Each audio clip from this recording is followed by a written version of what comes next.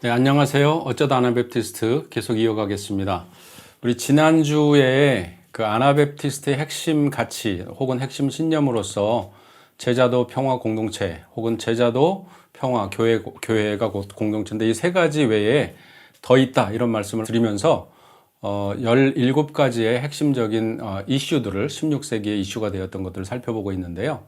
네 가지로 크게 또 나눴죠. 그래서 이 아놀드 슈나이더 교수님이 쓴 이 책에 기본해서 또 혹은 CJ 딕슨 선생님의 아나베프티스트 역사에 기반해서 이제 근거 자료를 가지고 말씀을 드리고 있는데 네 가지 큰 카테고리로서 첫 번째는 뭐 신앙 고백과 같은 그 사도신경을 암송한다든지 이것은 1세기 이후에 기독교회라면 핵심적인 그런 그 내용으로서 모두가 고백하는 그런 내용이잖아요. 그래서 기독교 전체가 공유하는 내용이 있고요. 두 번째, 복음주의라든지 아니면 프로테스탄트들과 아나베프티스트들이 또 같이 공유하는 그런 부분들을 설명을 드렸고요. 그래서 5가지 정도를 설명을 드렸던 것 같아요. 오늘 이번 시간에는 이제 아나베프티스트 교리로서 강조하는 내용 중에서 몇 가지 말씀드리고 또 교리뿐만 아니라 아나베프티스트의 어떤 신학 중에 핵심적인 내용이 교회론이거든요. 그래서 아나베프티스트 교회론으로서 강조하고 있는 내용이 어떤 것인가 이렇게 살펴보려고 합니다.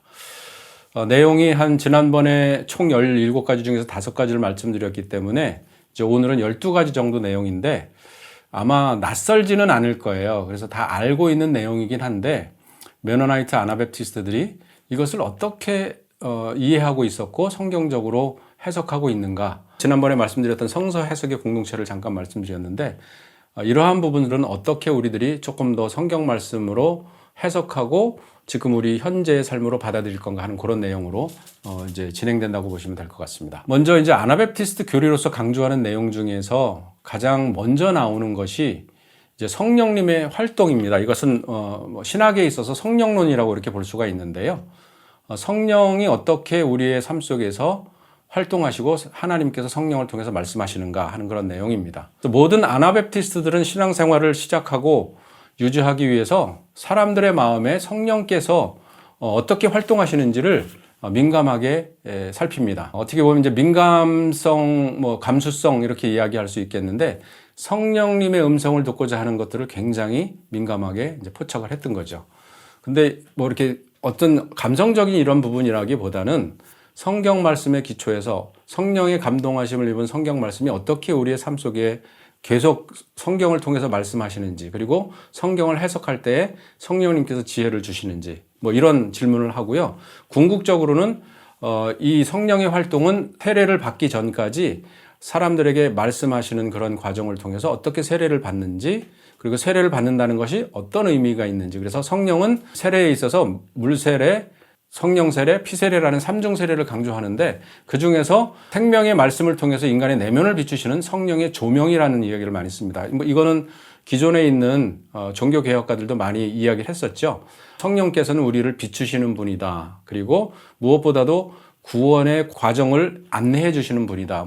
우리가 요한복음에서 이야기하고 있는 성령님께서는 안위자로 좀 하시고 보혜사로 계시고 여러 가지 설명을 하는데 이 성령님의 활동을 굉장히 강조를 많이 했었고 특별히 세례의 과정 중에서 세례의 과정이라는 것은 결국은 그리스도인이 되는 과정이잖아요. 1세기나 16세기나 아나베프티스트들이 강조했던 것 중에 한 가지는 한 사람의 그리스도인이 되는 것이 어느 날 갑자기 하늘에서 뚝 떨어지듯이 내리는 것이 아니라 변화의 과정을 겪는다 이렇게 이제 본 거죠. 그리고 그 변화의 과정 속에서는 항상 성령님께서 우리의 내면의 빛을 비춰주시고 우리의 삶을 인도해 주시는 그런 역사가 있어야 된다라고 이제 이야기를 하는 것이죠. 해석에 있어서는 그게 크게 틀리지는 않은 것 같지만 16세기 때에 많은 아나베프티스트들이 그 가톨릭이라는 그런 중세의 믿음의 시스템, 어떤 교리의 시스템을 벗어나서 성령님을 강조했다라는 것은 굉장히 센세이셔널 했던 거로 이제 여겨집니다. 지금 보면 우리는 성령의 시대를 살고 있다라고 이야기해서 이 부분에 대해서 크게 관심을 갖지 않는 경우도 있는데 초기 아나베프티스트들은 성령의 활동을 굉장히 강조했다. 이렇게 보시면 될 것 같습니다. 그래서 성령과 말씀의 능력을 통해서 영적으로 매일매일 거듭나고 새롭게 되는 삶의 변화가 있지 않으면 안 된다 이렇게 얘기를 하는 거죠. 그래서 어떻게 하면 일상생활 속에서 성령님께서 인도하시고 그 안내를 잘 받으면서 사는지 그 부분에 대해서 아나베프티스트들이 강조했고 그것을 교리의 핵심적인 내용으로 주장을 하고 있습니다. 지금도 많은 아나베프티스트들이 성령을 강조하고 있죠. 그 다음에 이제 성령이랑 관련된 것 중에 하나가 이제 성경 해석에 대한 부분인데 성령과 문자라는 걸로 이렇게 요약을 했습니다. 그래서 아나베프티스트는 성경을 올바로 이해하기 위해서 항상 성령님께서 영적으로 활동하셔야 되는데 이것을 솔라 스크립추라 뭐 이렇게 이야기를 했는데요. 오직 성령으로 그리고 오직 성경으로라고 외쳤던 그 루터의 구호로는 충분하지 않다 이렇게 보고 성경과 성령이 함께 가는 그런 부분으로 해석을 많이 했습니다. 그래서 항상 성령을 이야기할 때는 성경을 이야기하고 성경을 이야기할 때는 성령을 이야기하고 그렇게 했고 그것을 궁극적으로 함께 해석하고 지혜를 분별해내는 그런 바디로서 그런 몸으로서 성서 해석의 공동체가 필요했던 거죠. 그것이 7번째이고요. 8번째로는 이제 구원론이라고 이야기하는 거죠. 이제 어떻게 하면 인간이 구원을 받는가. 그래서 아나베프티스트의 구원론에 대한 것이 초기에 굉장히 중요하게 자리를 했었는데요. 그 아나베프티스트의 구원론은 주류 프로테스탄트의 가르침이었던 게 믿음을 통한 구원인데 믿음을 통한 은혜로 말미암은 구원 이런 것이 출발점에 있어서는 같습니다. 그런데 좀 더 심층적인 측면에서 이제 아나베프티스트들은 성령님을 의지하는 가운데서 회심, 회개, 갱신, 복종 혹은 이제 새로운 그런 걸로 말미암아서 새로운 삶에 대한 구체적인 헌신과 열매를 통해서 하나님과 이웃을 사랑해야 한다고 믿었습니다. 뭐 말은 굉장히 평이한데 이들이 이야기하는 데 있어서 이게 쉽지 않은 것은 믿음만으로가 아니라 믿음은 반드시 삶 속에서 행위로 드러나야 되고 삶이 변화되어야 된다. 그럴 때에 그리스도의 어떤 특별한 능력으로 그냥 갑자기 죄인이 의롭게 되는 게 아니라 성경에 이야기하는 거 보면 갑자기 예수님을 만나서 변화되는 그런 변화를 무시하는 건 아니지만 그런 거라기보다는 부활하신 그리스도의 능력에 의해서 매일매일 조명을 받아서 새로운 삶을 살아가는 그래서 그리스도의 능력을 의지해 나가는 그런 매일의 삶을 통해서 구원을 얻는다는 그런 구원을 갖고 있었습니다. 그리고 9번째는요. 믿음과 행위에 대해 있어서 제자도를 강조를 했습니다. 이것은 우리가 해롤드 밴더의 그 3가지 아나베프티스트 비전 중에 첫 번째 항목이었었는데요. 아나베프티스트는 기독교를 이해함에 있어서 믿음뿐만 아니라 실천을 강조했습니다. 조금 전에 구원론에 있어서도 마찬가지였죠. 그래서 부활하신 그리스도의 능력에 의해서 의롭게 되어 간다라는 그 어떻게 보면 성화론이랄까 이렇게 이제 이야기를 하고 있는데 그런 것들을 굉장히 강조를 했고요. 여기서 믿음과 삶과 순종의 삶, 즉 신자들의 내면적인 삶과 외면적인 삶이 분명히 연결되어 있어야 된다는 것이 본질이자 핵심인데요. 이 믿음과 행위가 결국은 때려야 뗄 수 없다. 이런 것으로 이야기를 하고 있습니다. 그래서 기독교를 믿음과 행위가 아닌 믿음과 삶으로 이제 이해를 했던 거죠. 비슷한 것 같아요. 믿음과 행위. 그래서 단편적인 어떤 행위 이런 것이 아니라 총체적인 삶이 변하는 그래서 믿음과 삶으로 이해하고 이것을 제자도로 표현했다. 이렇게 이해하시면 될 것 같습니다. 그래서 믿음과 행위. 그래서 뭐 실제로 신학자들도 믿음이 있어야 되는데 믿음만으로 충분한가 아니면 행위가 있어야 되는데 행위가 없으면 그럼 믿음은 죽은 믿음이냐. 그렇죠. 그래서 실제로 아나베프티스트들은 야고보서라든지 이런 그 지혜서 이런 것들을 굉장히 중요하게 여겼다고 알려지고 있습니다. 10번째로는 복종인데요. 이제 순종이라고도 표현을 하고 있죠. 그래서 복종과 순종인데 독일어로 겔라센하이트라는 그런 얘기를 하는데 이것은 영어로는 일디드니스 뭐 이렇게도 표현합니다. 이거는 두 손 들고 항복하는 것을 의미합니다. 그래서 아나베프티스트들은 복종을 강조하는데 일상생활 속에서 그 복종의 신학과 영성은 아나베프티스트의 운동과 삶에 깊이 뿌리를 내리고 있습니다. 이것은 실존이자 실천 사항으로 자리하고 있는데요. 이 신자들은 내면적으로는 성령님께 복종해야 되고 외면적으로는 소속된 공동체에 복종을 해야 되는데 여기서 좀 문제가 있죠. 이제 우리들이 요즘의 교회 생활을 생각을 한다면 교회에 우리가 복종을 해야 되는가? 형제 자매들의 이야기에 복종을 해야 되는가? 이런 질문이 있어요. 그런데 아나베프티스트들은 하나님의 명령에 복종하는 것만큼 하나님의 명령을 따르고자 하는 공동체가 있다면 그 공동체가 하나님 그리스도의 공동체라 그러면 공동체에도 복종을 해야 된다 이렇게 이야기를 하는 거죠. 여기서 복종이라는 것은 혁명적인 복종이라고 이제 이야기를 하는데 성령을 의지하면서 보다 더 큰 하나님의 목적을 위해 순교적인 죽음까지도 받아들일 수 있는 그런 복종을 이야기합니다. 그래서 처음에 아나베프티스트들이 이제 콘라드 그레벨하고 조지 브라울하고 있을 때 콘라드 그레벨이 조지 브라울에게 세례를 줄 때에 그냥 단순히 개인적인 어떤 느낌과 감동 뭐 이런 것에 의해서 세례를 준 것이 아니라 이제 말씀에 비추어서 정말 우리가 하나님의 백성으로 그리스도의 제자로 따라 산다는 것이 무슨 의미가 있는가? 그리고 정말 성경에 있어서 성경의 가르침과 현재의 삶 속에 있어서 충돌이 일어날 때 무엇에 복종을 해야 될 건가? 이런 질문을 했을 때에 결국은 하나님의 목적을 위해서 순종을 택한다면 때로는 순교적인 죽음까지도 받아들일 수 있어야 된다. 그래서 쯔빙글리 서클에서 사실 그 교회 개혁을 이룰 때에 어떤 시의회라든지 아니면 그 신학자라든지 목회자의 어떤 그런 동의를 얻기보다는 성경 말씀이 맞다면 성경 말씀을 따르기로 결단하고 그래서 유아 세례가 성경적으로 옳지 않다라는 것들을 이제 보면서 이건 뭐 신학적으로 여러 가지 이제 디베이팅할 그 논쟁적인 그런 것들이 여전히 있습니다. 그렇지만 16세기 아나베프티스트는 그것이 성경적이지 않다라고 보았고 그러기 위해서 성경 말씀대로 따르기 위해서는 신자들의 세례가 필요하다 이렇게 이야기했고 그 신자들의 세례를 주면서 결국은 순교적인 죽음까지도 마다하지 않는 그런 복종의 모습을 보였습니다. 실제로 16세기에 어떤 사람들은 3,000명 정도가 아나베프티스트들이 순교를 당했다 이렇게 이야기하기도 하고 많이 잡는 사람은 뭐 6,000명 정도가 순교를 당했다 이렇게 이야기를 합니다. 이제 아나베프티스트 혹은 메노나이트 가정에 가면 성경과 더불어서 또 다른 굵은 책 하나가 있는데 1세기부터 1660년대까지 이르는 1600년 동안에 예수 그리스도를 믿고 따르는 것 때문에 순교를 당했던 그런 사람들의 이름을 쭉 기록해 놓은 책이 있습니다. 그래서 그것을 마터스 미러 순교자들의 겨울이라는 책으로 부분적으로 좀 우리나라에 번역이 되어 있긴 한데 완전히 번역되지는 않았습니다. 그래서 좀 전체적으로 번역할 필요가 있기는 한데 그 책에 보면 믿음 때문에 그 하나님의 말씀에 복종했기 때문에 목숨을 잃었던 사람, 가장 먼저 이제 하나님의 뜻에 순종해서 목숨을 잃었던 사람을 예수 그리스도로 보고 그 이후에 12제자의 어떤 내용이라든지 그리고 16세기 아나베프티스트들이 1660년대까지 박해를 받아서 죽었던 사람들의 그 순교자들의 그런 기록들이 있는 책이 있는데 그만큼 이 아나베프티스트들에게는 복종이라는 거, 순종이라는 것이 단순히 그냥 어떤 사상적인 이론, 그렇게 해야지가 아니라 실제로 순교를 당하고 목숨을 잃었던 그런 역사인 것을 우리가 알 수 있습니다.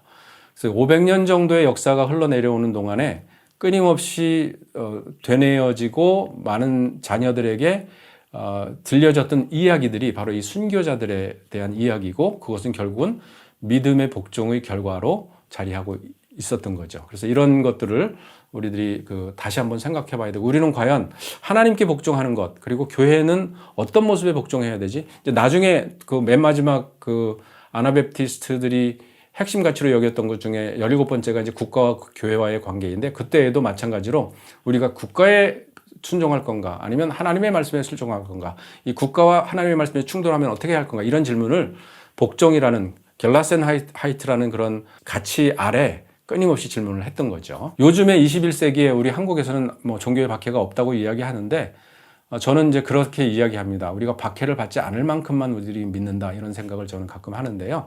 이 복종이란 거 다시 한번 생각해 볼 필요가 있습니다. 그리고 또 11번째는 이제 죄와 자유의지인데요. 앞서서도 이제 죄론에 대해서 구원론에 대해서 이제 같이 이제 설명을 조금 드리기는 했는데 아나베프티스트들은 죄에 대해서 어떻게 이해하고 있을까? 그리고 죄 지은 사람들은 선택권이 있을까 없을까 하는 자유의지에 대해서 이야기를 많이 했는데 요거는 아마 이제 제가 이 방송 유튜브를 내보내면 나름대로의 굉장히 큰 논쟁거리가 될 수도 있는데 16세기의 아나베프티스트 그리고 지금 전체적인 아나베프티스트의 기본적인 죄론에 대해서는 원죄론을 받아들이지 않습니다.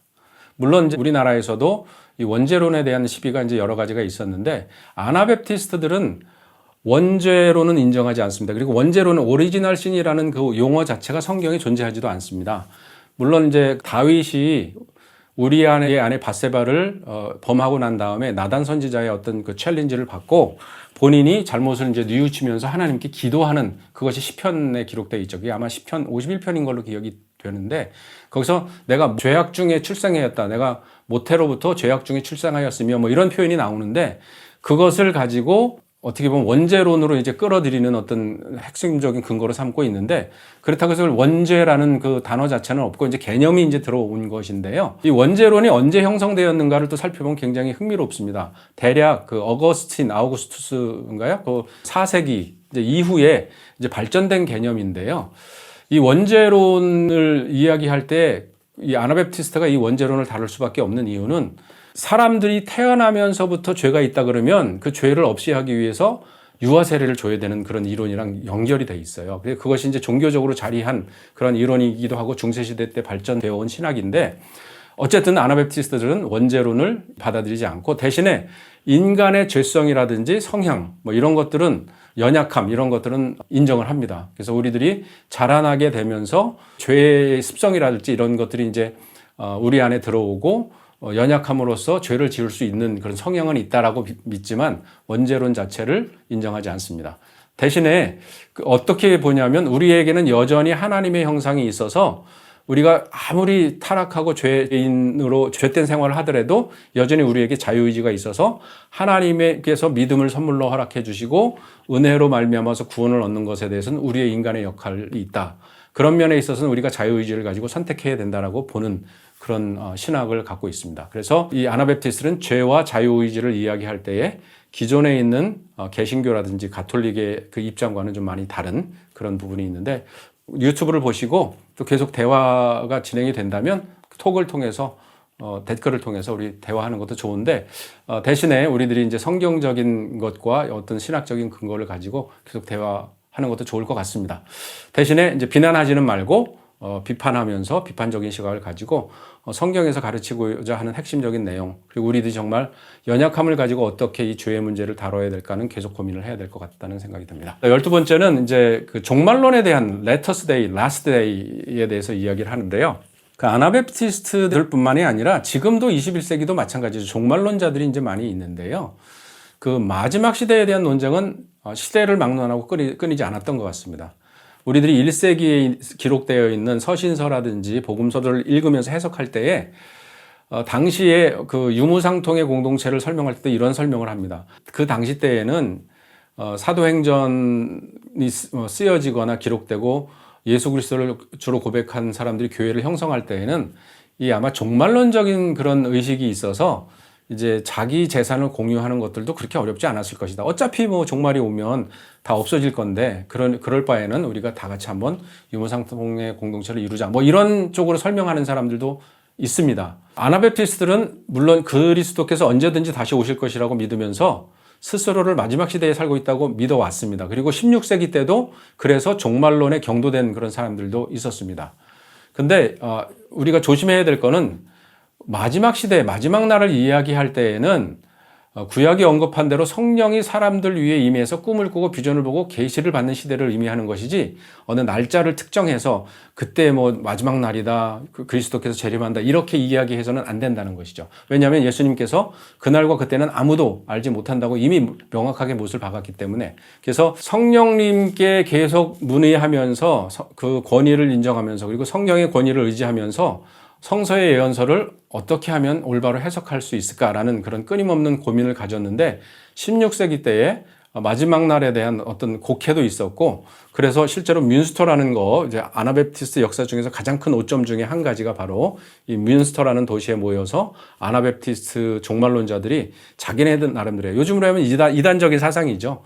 그렇게 했던 그런 것도 역사에 기록이 되어 있어요. 그래서 이 아나베프티스트 역사와 신학이라든지 아나베프티스트 역사 이 책에서도 그 뮌스터 사건을 크게 이야기를 하고 있습니다. 그런 약점도 아나베프티스트들이 갖고 있고, 그래서 역사 속에서 평화주의자냐 아니냐 했을 때에 아나베프티스트들도 무기를 사용하지 않았느냐, 자기네들도 칼로 방어하지 않았느냐, 그래서 그런 이야기를 할 때에 꼭 언급되는 것이 뮌스터 사건인데, 이 마지막 날에 대한 해석을 잘못해서 그렇게 됐다라는 그런 오점도 남겼다라는 말씀을 드립니다. 그리고 13번째로는 이제 세례에 대한 것이 본격적으로 나오는데, 세례를 어떻게 이해할 것인가 이런 이제 고민이 있는데요.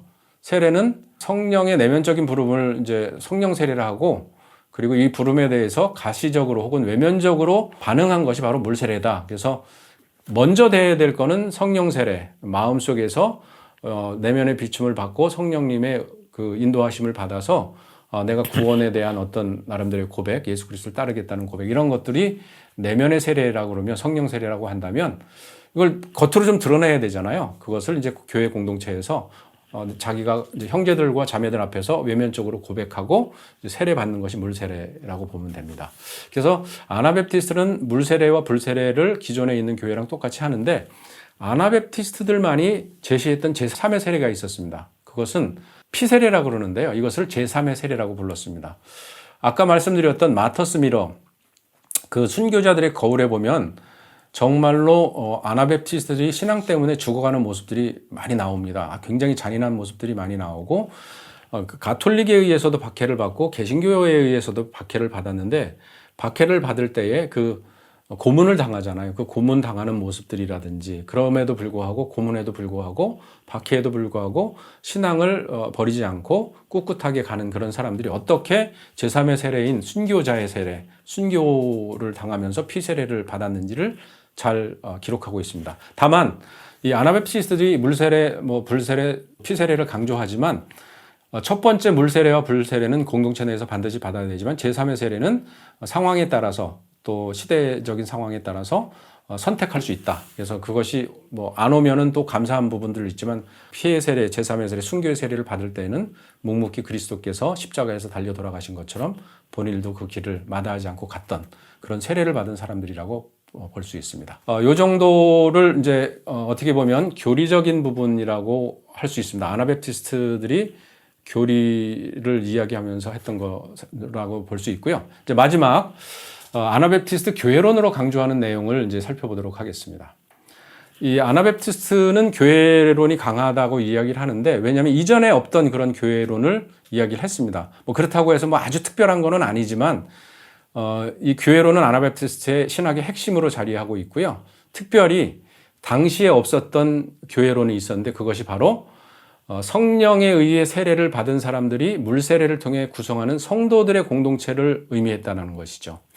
기존에 있는 교회들이랑 좀 달랐던 것은 어떻게 보면 성직자들 중심의 그런 것들이 아니라 사실 신자들이 같이 믿음의 고백을 하고 예수 그리스도의 몸을 이루어가는 그 과정들. 그래서 신자들의 교회라는 말이 이제 생겨나기 시작했는데 뒤집어서 생각하면 신자들이 아닌 사람들이 교회를 꾸릴 수 있는가?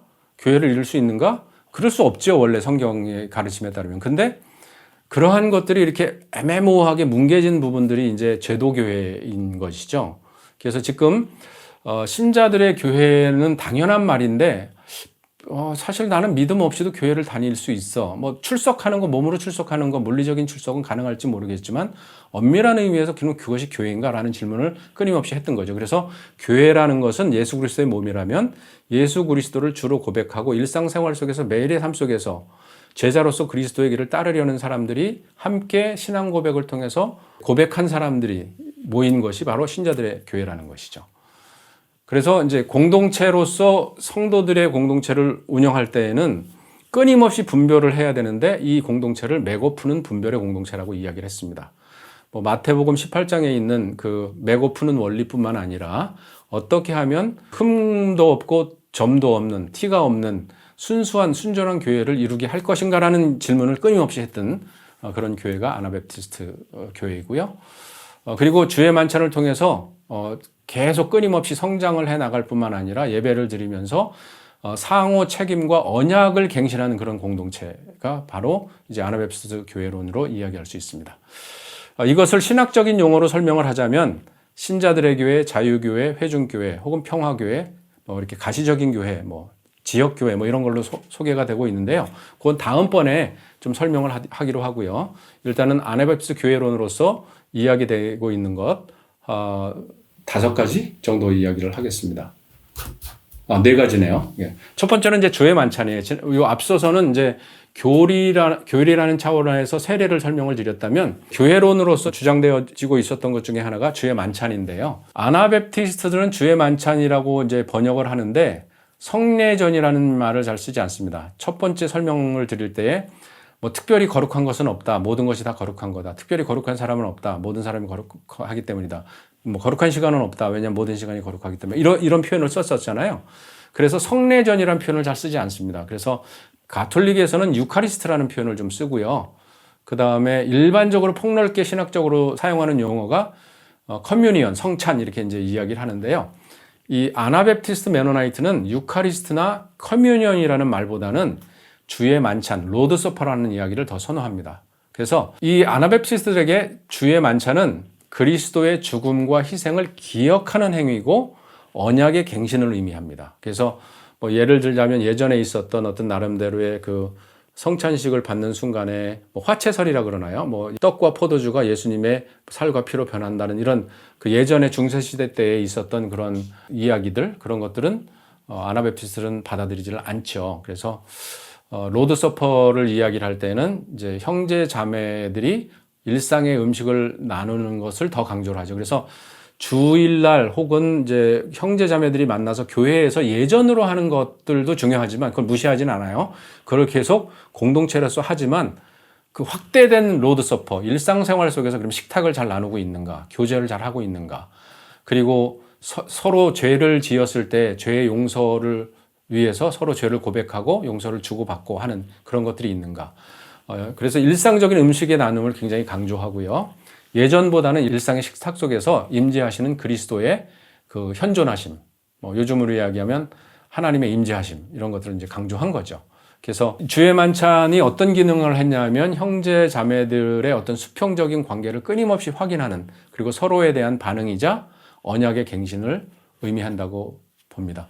지금은 지극히 상식적으로 이해가 되지만, 그렇게 들리지만 16세기 때에 이런 주의 만찬에 대한 시각을 갖는 것은 굉장히 충격적이다, 뭐 이렇게 받아들일 정도로 센세이션한 그런 내용이었죠. 그 다음에 지난번에 후트라이트에서 이야기했었던 내용이랑 연관이 되고 있는 것인데요. 그것은 상호부조입니다. 상호부조는 그 하나님 나라의 가시적인 실체로서 교회는 믿음의 실천을 강조하는데, 그 믿음의 실천 중에 여러 가지 내용이 있습니다. 그 중에 하나가 복음을 새로 받아들이고 새 생명이 되어지는 그 세례의 과정. 그 다음에 일단은 입교식이 치러진 다음에 교회를 몸을 형성했다면 서로 가르치고 가르침을 받는 어떤 권징이라든지, 그 다음에 주의 만찬을 끊임없이 나누면서 언약을 갱신한다든지, 그리고 새로운 공동체로서 사회적인 경제적인 관계를 갖는 그런 모습들, 이런 것들은 예수 그리스도의 몸을 이루는 구성원들에 대한 헌신으로 이렇게 드러나게 되어 있다라고 이제 보는 것이죠. 그래서 이렇게 사회적인, 경제적인, 정치적인 공동체로서 교회는 가난한 사람이라든지 교화라든지 과부, 나그네를 대접하기를 그리스도를 대접하는 모습으로 생각하고 이를 실천하고자 노력을 했습니다. 그래서 마태복음 25장에 그런 것이 있잖아요. 가난한 자에게 한 것이 곧 내게 한 것이다라는 그런 말씀을 실제로 실천하는 그런 교회입니다. 제가 속해 있는 캐나다 메노나이트 교회는 그렇게 인구가 많지 않습니다. 그리고 뭐 어떻게 보면 교회 수도 한국에서 생각하면 뭐 한 노회도 안 되는 그런 작은 규모예요. 그런데 실제로 이 상호부조에 대해서는 적극적인 실천을 하는데, 마태복음 25장에 있는 본인들의 역사도 사실 난민의 역사들이고 이주의 역사였기 때문에 그런지 몰라도 난민들을 엄청나게 후원을 합니다. 그 숫자로 헤아릴 수 없을 정도로 교회 숫자는 전체적으로 볼 때에 뭐 한 230개 정도 되나요, 현재? 뭐 그것도 안 될 거예요. 최근에 이제 뭐 어려운 이슈로 인해서 교회가 조금 숫자가 더 줄어든 걸로 알고 있는데, 그 한 200개가 넘는 조그만 교회가 몇십만 명의 지난 한 50년, 60년, 70년의 역사를 살펴보면 엄청나게 많은 난민들을 받아들였고 후원을 했습니다. 그래서 교회마다 지금도 난민을 받아들여서 1년 동안 서포트하는 그런 상호부조의 실천을 일상에서 그리고 끊임없이 이제 해나가고 있는데, 상호부조가 1차적으로는 교회 내에 있는 형제 자매들을 돕는 그런 것이기도 하지만, 조금 확대해서 보면 복음서에서 기록하고 있는 것처럼 가난한 자, 고아, 과부, 나그네 대접하는 것을 꼭 그리스도를 대접하는 것과 같이 생각해서 상호부조를 하고 있다, 이렇게 보시면 됩니다. 그리고 상호 책임으로서의 훈계인데요, 이거는 조금 어려운 이야기입니다. 메고 푸는 것들, 분별하는 것들에 대해서 설명을 좀 앞서서 드렸는데, 이거는 권징에 대한 부분이에요. 그래서 훈계하고 파문하고 추방하는 교회의 질서를 바로잡는 것과 연관이 되어 있는데, 아나베프티스 그룹, 지난번에 설명을 드렸잖아요. 아나베프티스는 운동이고 그 안에 여러 그룹들이 있는데, 태생적으로 다양하게 여러 운동들이 있었습니다. 뭐 후트라이트는 처음부터 있었고, 그다음에 스위스 형제교회라든지 형제단들도 그랬었고, 메노나이트들도 초창기에 생겼고, 뭐 여러 이제 나중에 아미시는 뭐 17세기 말이죠. 1600년대 말이니까 그때 생겨나서 좀 후대에 생기긴 했지만 태생적으로 여러 다양성을 갖춘 교회 운동이었고, 아나베프티스트 운동이 그렇게 다양성 가운데서 다양한 모습으로 시작을 했지만 실제로 후대에 갈라지는 모습들을 보면 이제 이 상호 책임으로서의 훈계하는 것이 참 멋득치 않아서 자꾸 갈라진 그런 모습들도 솔직하게 있습니다. 우리나라에도 뭐 장로교도 교단이 몇 개 있는지, 교파가 몇 개 있는지, 장로교 내에도 무수히 많다고 그러는데, 이제 이런 것들이 서로 그 훈계하는 부분들에 대해서 계속 권증을 하다 보니까 이제 서로 갈등을 제대로 다루지 못해서 생겨난 그런 부분이 없지 않아 있는데, 어쨌든 아나베프티스트들은 교회 생활에 있어서 이제 개인의 책임을 강조함과 동시에 공동체의 상호 책임을 강조했습니다. 이 갈등이 있어요. 나 개인적인 자유를 추구하는 것들이 있는 반면에 공동체에 복종해야 되는데 어느 정도까지 복종을 해야 되는지. 특별히 마태복음 18장에 그리스도께서 크라이스트 룰이라고 그랬죠. 그리스도의 법이라고 표현이 되어 있는데, 이 공동체 훈계를 따르는 절차를 아나베프티스트들은 계속 시행을 했습니다. 그러다 보니까 거기에 복종을 한 사람들도 있지만 복종하지 못한 사람들 간에 이제 갈등이 생겼어요. 그래서 이제 징계나 처벌이 목적이 아니고 원래의 목적은 형제 자매가 죄를 지었을 때 그 형제 자매를 공동체로 회복시키는 데 관점이 있었는데, 이 건강한 공동체를 유지하기 위해서 끊임없이 노력을 하는 그런 가운데 있어서 이것이 갈등으로 작용해서 결국은 교회가 갈라지는 그런 상황도 있었는데, 어쨌든 아나베프티스트가 굉장히 강조했었던 나름대로의 어떤 그 가치 기준으로서 상호 책임으로서의 훈계가 있었다. 그래서 이것을 배닝이라고 그러거든요. 배닝이라는 거는 이제 권징하는 건데요. 뭐 셔닝, 배닝 뭐 이렇게 얘기를 합니다. 그래서 무엇이 공동체에서 가능하고 가능하지 않는가, 그것에 대해서 끊임없이 그 훈계하는 과정 속에서 상호 책임을 져야 된다라고 이야기하는 것이 이제 이 훈계입니다. 우리 한국 교회에서는 지금은 권징조차 뭐 파문이나 추방조차 거의 할 수 없고, 뭐 권징이나 파문을 한다 할지라도 좀 이상하게 합의되지 않는, 그래서 이제 권력에 의해서 그리고 때로는 이제 신학적으로도 충분히 공감되지 않음에도 불구하고 일방적으로 파문하는 그런 경우들도 이제 요즘에 종종 있는데, 그러한 부분 속에서는 이제 고민의 지점이 좀 많아지는 그런 이슈라고 볼 수 있습니다. 그러나 16세기에 처음에 그 아나베프티스트가 운동을 시작할 때에 이 상호 책임이 굉장히 강조됐고, 역사 속에서 끊임없이 강조된 아나베프티스트의 핵심 내용 중에 하나라는 거 말씀드리고요. 이제 마지막입니다. 마지막은 이제 국가와 교회인데요. 국가와 교회의 관계도 사실 우리 대한민국에서는 아주 굉장히 큰 뭐라 그럴까, 논쟁의 여지가 있는 주제입니다. 왜냐하면 이제 최근에 뭐 우리가 그 뭐 선거를 한다든지 대통령 선거를 한다든지 아니면 정당에 가입한다든지 그럴 때 그리스도인이 정당에 가입하는 것이 옳은가 그른가 뭐 이런 이제 질문을 하잖아요. 이런 질문뿐만 아니라 그리스도인들이 정치에 참여하는 것이 맞느냐 틀리냐, 그래서 정치의 중립을 지켜야 된다, 이런 모든 언어를 사용하는데 이것이 국가와 교회와의 관계를 이루는 내용입니다.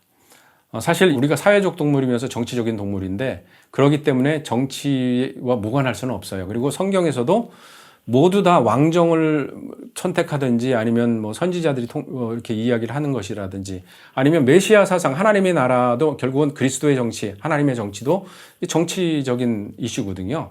그래서 이 회피할 수 없는 그런 주제인데, 16세기 아나베프티스트들은 이 국가와 교회의 관계를 명확하게 자리매김을 했던 거죠. 그래서 그 국가와 교회와의 관계에 있어서 아나베프티스트는 그 어떤 기독교 전통보다도 이 관계를 명확하게 이야기를 했고, 그랬기 때문에 아마 박해를 많이 받았던 것 같습니다. 로마서 13장에 이제 위에 있는 권위에 복종하라, 위에 있는 권세에 복종하라, 이런 이야기가 있는데 이게 어떤 의미지라는 질문을 했던 거죠. 그래서 최종적인 권위가 하나님께 속해 있음을 고백하는 것이 핵심인데, 국가의 권위를 세운 것이 하나님이라면 국가와 하나님의 권위가 충돌할 때 무엇을 선택해야 되느냐는 단순한 질문입니다. 뭐 당연히 아나베프티스트는 이 국가를 이 세상의 질서로 인정을 했지만 여전히 하나님의 권세에 거스를 때에는 하나님의 명령을 따라야 된다라고 이야기를 했던 거죠. 그래서 이 국가와 교회와의 이 관계, 이 주제는 너무나 센 이야기라서 16세기 때에 결국은 시정부, 시의회의 얘기를 듣지 않아서 쯔빙글리랑 결별을 하게 되면서, 원래 쯔빙글리가 요즘으로 얘기하면 집시법을 발효를 했어요. 1525년 1월 19일인가 뭐 그때쯤에 이제 너네들 모이지 마라.